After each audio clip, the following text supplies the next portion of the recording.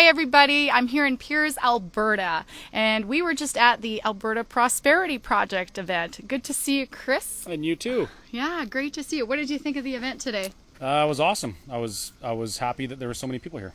Yes. Yeah, it was super. They loved your speech. Why is it you support the Alberta Prosperity Project? They bring snacks. Yeah, every event I've been to, there's been awesome snacks, so I just can't stop coming. Yeah, yeah, and you like food. I sure do. Yeah. Oh, yeah, You he can likes tell. a lot of food. Yeah. Oh, yeah, me too. Yeah. So, why do I support the Alberta Prosperity Project? For 2.5 years, I've known something was very, very wrong with the province and the country and pretty much the whole world. And if you really stop to think about it, even the people out there watching, even if they don't agree with me, they probably have thought at one point or another that there's something wrong with the way things are in the world today. And during that time, I don't like to focus on problems so much as solutions. So I've been looking for solutions. And I've heard it all. And you've heard it all too. I mean, we've spoken to so many people at rallies and politicians and political groups and NGOs and all sorts of things. And they all have these ideas that they portray as solutions. And what I found is a lot of them, they're kind of like, it's like putting a Band-Aid on a chainsaw wound. And that's not good enough for me. I want a solution that's going to be effective and lasting and change things for the better for everybody, especially for our kids. And what the APP is proposing is basically what I've been saying right from the beginning, is that we need to stand up and say enough is enough and actually change things. Because if we sit at home, at least I used to, I would sit there and hope that there was a politician that was going to come and save us. I would hope that, like, who's going to come and save us from what's going on these days?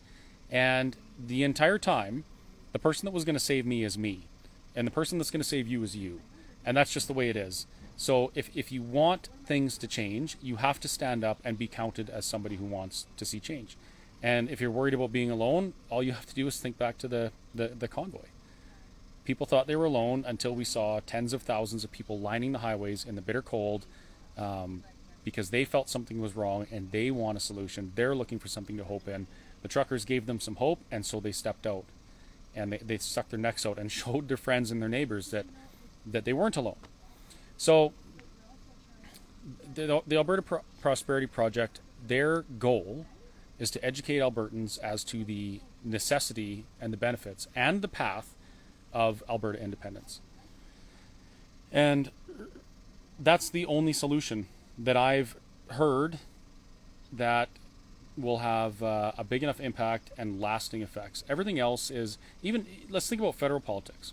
Say we elect, by a miracle, say we elect a responsible, accountable, conservative-minded government.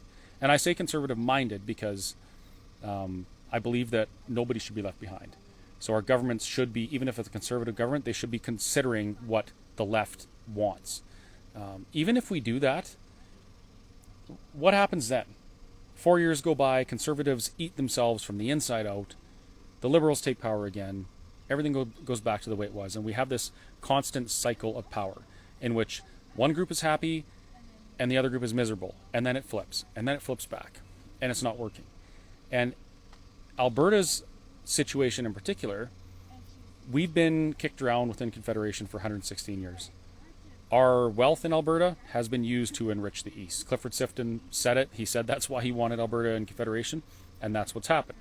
We don't have proper representation. We don't have a fair equalization formula. And those are both constitutional issues. And there are other constitutional issues as well that are egregious towards Alberta. We can't change it because our voices aren't big enough. When Trudeau was elected the first time, the entire part of Western Canada was all blue. The entire west of Canada was all voted Conservative, except for a few. And yet our voices weren't strong enough or effective enough to prevent what the Liberal government wanted to do to us. So Jason Kenney has tried to fight back with the carbon tax challenge, and we should have won it, because according to the Constitution, Alberta, the federal government can't do that to us. But once this goes through court, it's determined by the Supreme Court that we have to suffer these policies because climate change. So the Constitution doesn't matter anymore. The laws don't matter. The structure in which we agreed to join Confederation under doesn't matter anymore because of a blundering ideological nightmare that's called climate change. So we can't fight it. And if that's the case, if we're in a relationship that's so abusive and we can't change the outcome of that relationship, then the responsible thing to do is to walk away. And in doing so, we set the example for every other province, because we're all in the same boat. We all have the same basic wants and needs. When I say we all, I mean us and the bureaucracy. The bureaucracy has their own needs. They want more bureaucracy. They want more of our money. They want more control. We want to be free and prosperous. All of Canadians want to be free and prosperous. So as Albertans, we have a monumental opportunity to actually stand up and show the rest of Canada the path to prosperity. And when we do, which we will, people are going to see that. They're either going to move here or they'll do the same thing in their province. Because they're in abusive relationships as well. And all they have to do is stand up and say, I've had enough, and it's over. Enough is enough. I agree Enough with is you. enough. I believe I said that once in January a couple years ago. I said it last year in February when I started my rallies. I made a big 40-foot banner. It reads, "Enough is enough," in huge letters. And then I had to flip it and put "All fired up for freedom" on the other side. Enough is enough. So what I like about the Alberta Prosperity Project is it's bringing people together. And it's not just about the meetings. There's the discussion after, where there's a sharing of ideas and a building of community. And so when we look at that and we look at building a community, how important is that right now? Well, it's all important. We don't have any politicians at the moment that are in any significant position of authority who are having this conversation. They still think we can fix the same old, or the problems we've had this entire time with the same old solutions that have failed every time. But the beautiful part about building this community is that at some point, and we're 6,700 members strong now, at some point, these politicians are going to start paying attention, and they're going to realize if we want to be the government, we're going to have to get in front of the parade that the Alberta Prosperity Project is creating. And it's going to force them to acknowledge and have the conversation about independence. So that would actually be my message to the two UCP leadership candidates that I like the most, which is Todd Lowen and Danielle Smith. If you want the support of this growing group of Albertans that want to make some serious changes for this province and show the rest of the country how it's done, you best be getting in front of this parade. I've had conversations with a few of our MLAs, and the majority of them have acknowledged that Alberta may need to go down the path of independence. But none of them have spoken up yet. And I get it. It's a difficult thing to do because then there's a lot of conversation that has to happen to explain it. But we don't want poll hounds like Jason Kenney in this province anymore.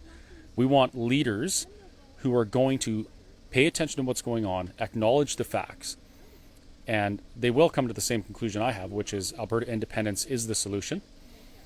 Then they need to be leaders and say, this is where we're going. This is how we're going to do it. This is why we're going to do it. And if they are effective as a leader, the people will follow them. That's the way it works. And that was Jason Kenney's mistake. He didn't lead. He tried to do what was going to get him reelected, and we saw right through it. Okay.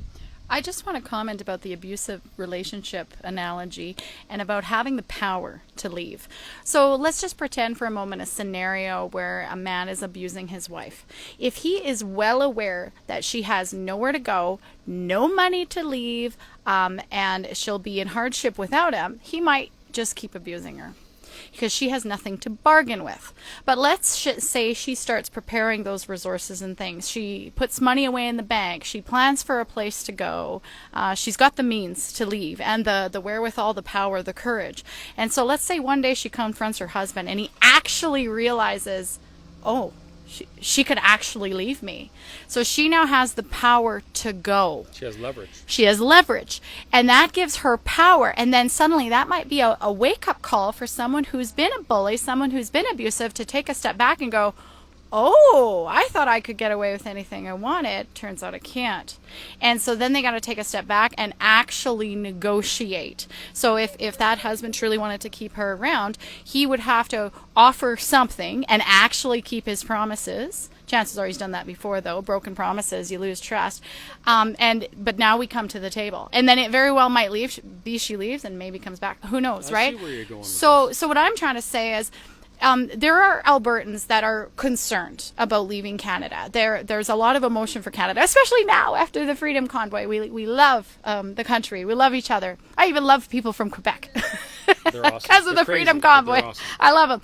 And there's some of us, like, we just don't feel ready to leave. So one of the things you need to understand is the APP is creating that leverage. That's what the APP is doing.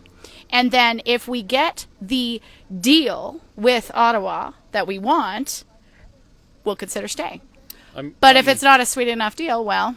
I'm glad you mentioned that, because I tend to not speak about that part of it too much. I forget about it because... Dennis Modry covers it.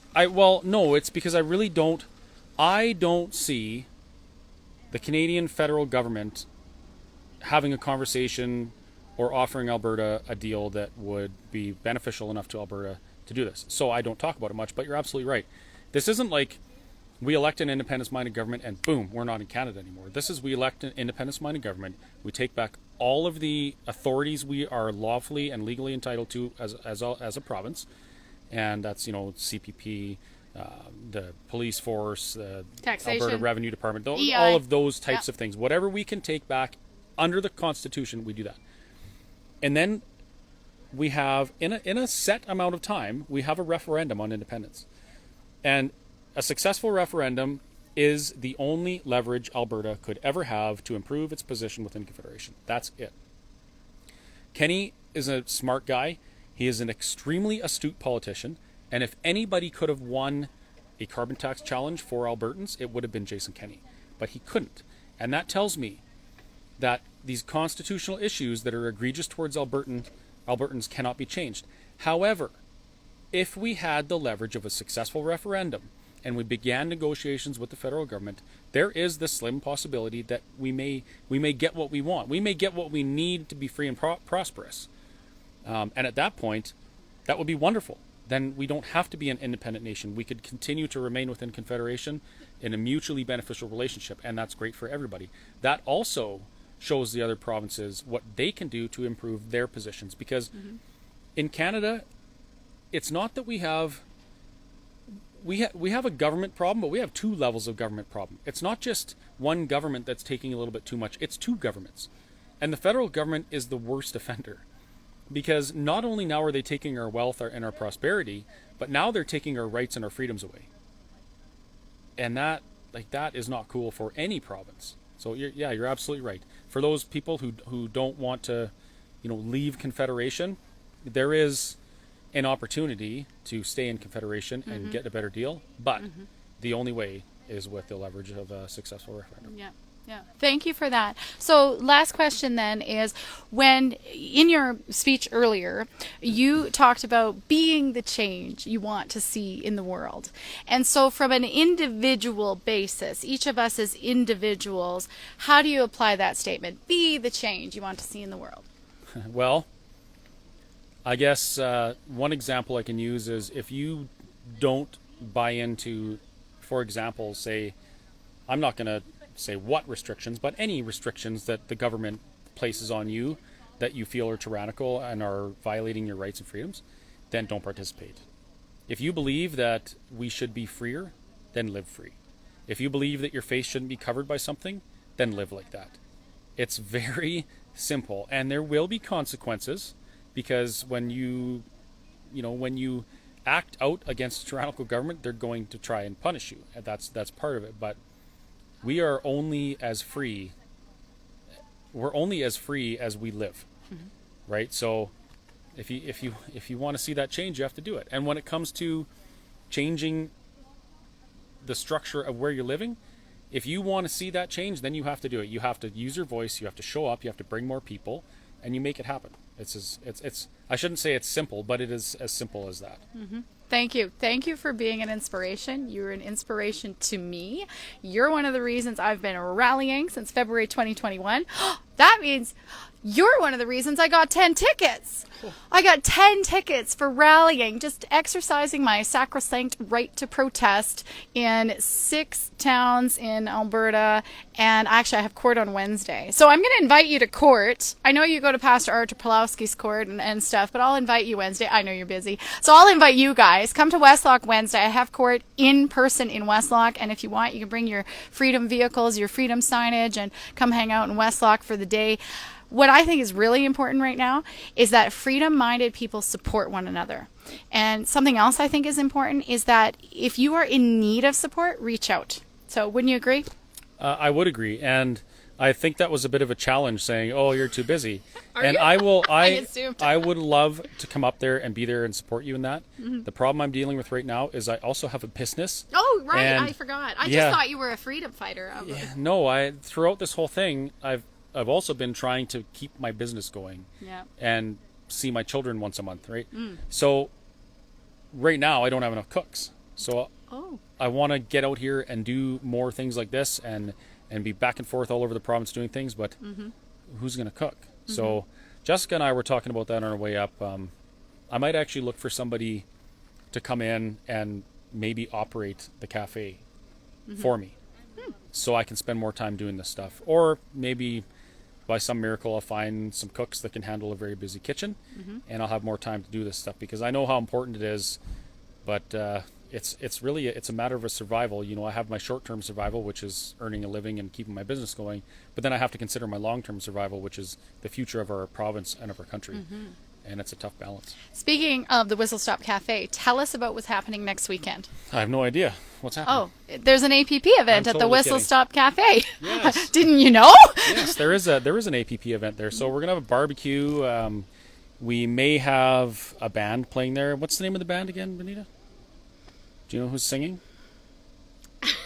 I only read the ad once. I didn't retain the name. Really? Yeah. Well, it's Tamara Leach. Is it? Yeah. Really? Yeah. Now I wish I could come. I'm committed elsewhere. Her and her band are playing at the Whistle Stop Cafe on the 25th. Seriously? Yeah, sure. Well, now everybody has to go on the 25th, and please take video because I'll have to miss it. I'm serving as DJ at a wedding. So. And here's something really funny. I don't know if their drummer's going to show up, so I might get put to work in that capacity too. Okay, I got drumsticks in my van right now. You can have them if you need. Why do you have drumsticks? I've always wanted to learn, so I carry them with me, making like I'm going to practice, but I don't. Actually, you're trying to be the change. Actually, the truth is I had a karaoke show last night in Alberta Beach, and I'll for 1 or 2 songs every karaoke show, I'll bring out my drumsticks, my tambourines, my maracas, my spoons, my cabasa, and I hand it out to people in the bar, and they play the instruments, and we just have a great old time because not everybody's a singer, but everybody can shake a tambourine. Oh, that's awesome. That's awesome. Yeah. So yeah, 25th is going to be awesome as well. It'll be a camp out type thing, so if you got a trailer or a tent, bring it. I got lots of room. I said we're going to be doing barbecue, there's potluck, there's music. It's going to be great. Awesome. So that's at the Whistle Stop Cafe in Mirror, Alberta. This is Chris Scott, Canadian hero, freedom fighter, and burger flipper. So thanks, Chris, for this time. And any other messages to our viewers? No, just I would really encourage everybody to, if you feel like something's wrong and you're asking who's going to fix this for you, you got to ask that question to yourself. Are you willing to step up and speak out and be counted and be part of the solution? Or are you going to wait around for someone else to do it? Because waiting around doesn't work. I agree. I agree with you completely. Chris Scott, ladies and gentlemen, give our viewers a wave there, Chris. See you, viewers. Super. Bye.